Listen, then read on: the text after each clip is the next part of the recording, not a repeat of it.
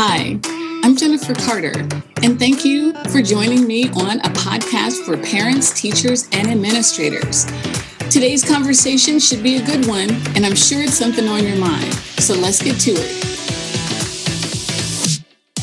Hi, this is Mrs.C. Thank you so much for taking the time to listen to this solo episode, which really gets to the heart of why we do what we do and why it's important that everyone should care about some of the disparities that our meaningful assessment ready experiences for children addresses.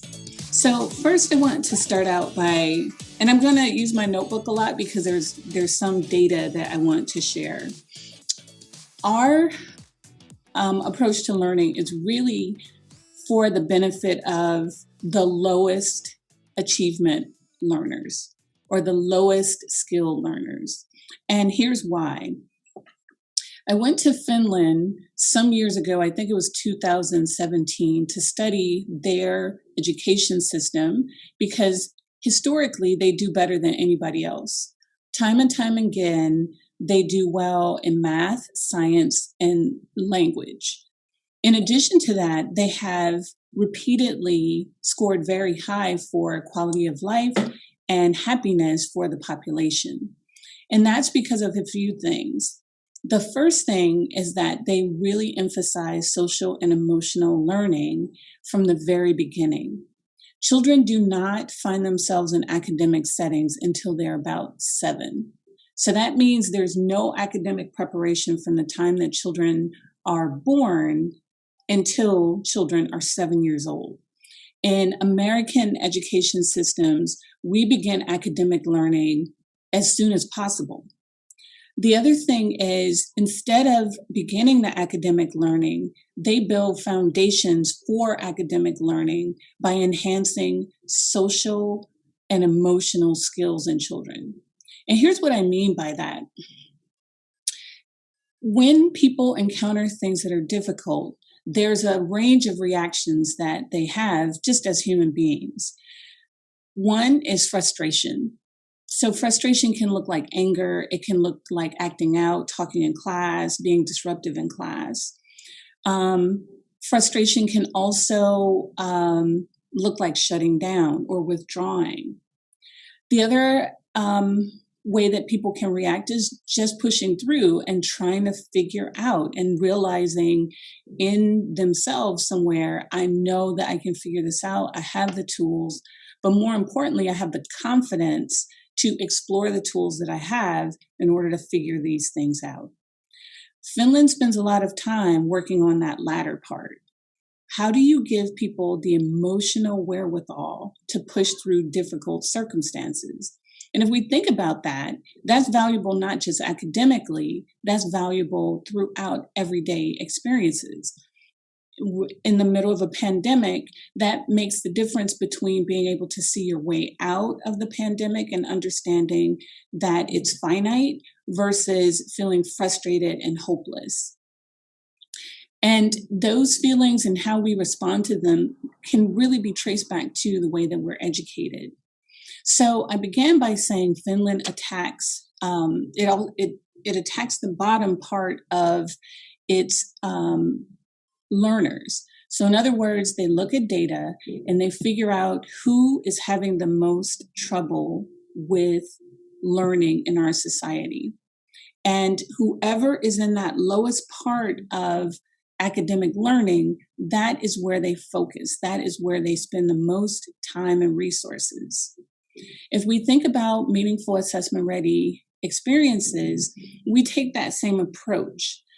Data supports the fact that African American students in the United States, although they are frequently the lowest population of people, achieve at the lowest rates. Now, I want to talk about why that's important.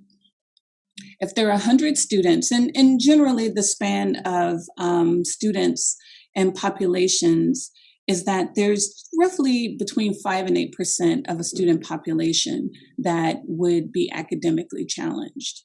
So if we look at that as just 100 students, that's between 5 and 8 students being academically challenged.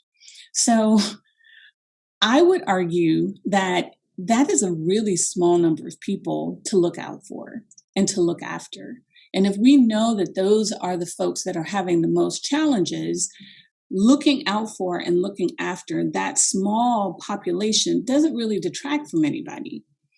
If we were talking about 100%, or if we were talking 80%, we could have a conversation about why it's important not to ignore 80%. But we're literally talking about 5 to 8% of our population. So I take that data and I understand that 5 to 8% of the children that come into our educational spaces are not going to achieve that level. We directly build our instruction to address that 5 to 8%. A, because it's a small population, but it has a huge impact on their learning. And then B, when you address a population that is having the most difficulty, you're building in strategies that will help everybody. So on a more specific and a more diagnostic level, let's take reading. If we know that children who are African American typically read 51.8 points below standard in the state of California, and that's an actual statistic that you can find on the California Education Dashboard. 51.8% of children who are African American children score an average of 51.8 points below standard in English language arts.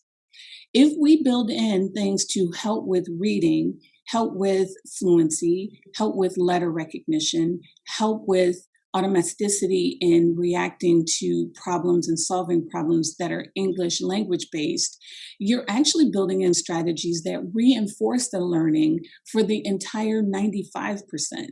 So if I'm reviewing word sounds for 5 to 8 students out of that 100, I'm reinforcing and reviewing reading standards for the other 95 to 92%.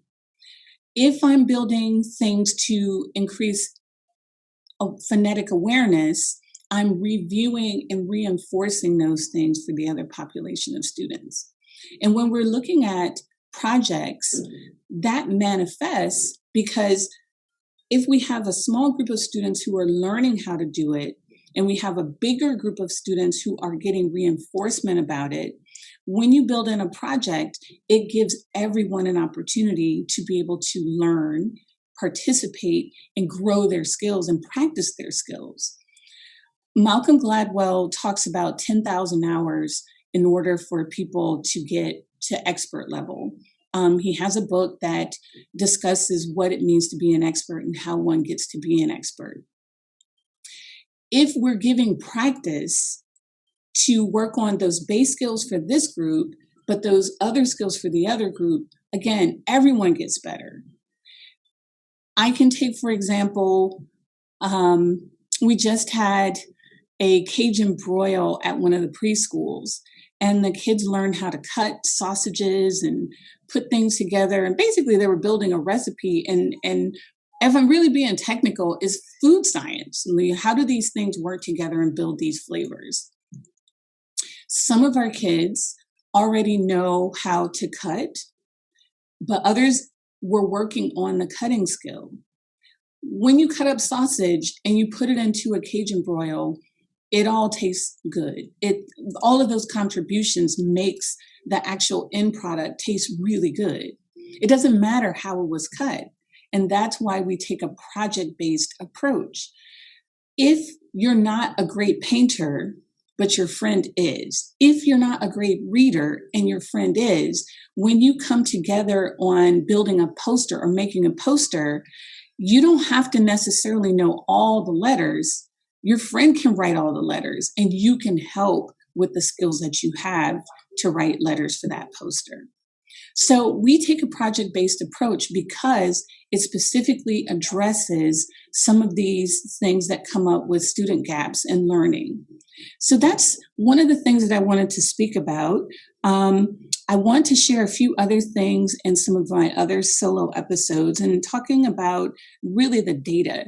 And so we're not going to get into the data. This is almost like an introduction to the data. I will warn you that I am going to talk about a lot of numbers, and I'm going to make a lot of citations and read some things.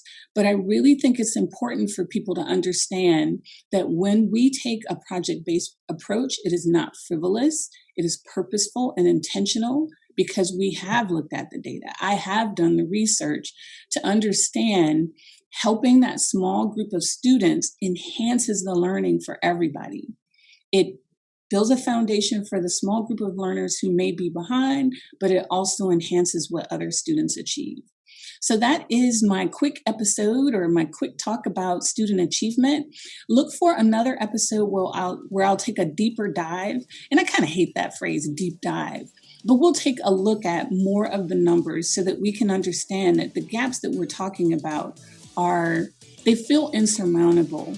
But I feel that when you are living in a way of purpose, nothing is insurmountable.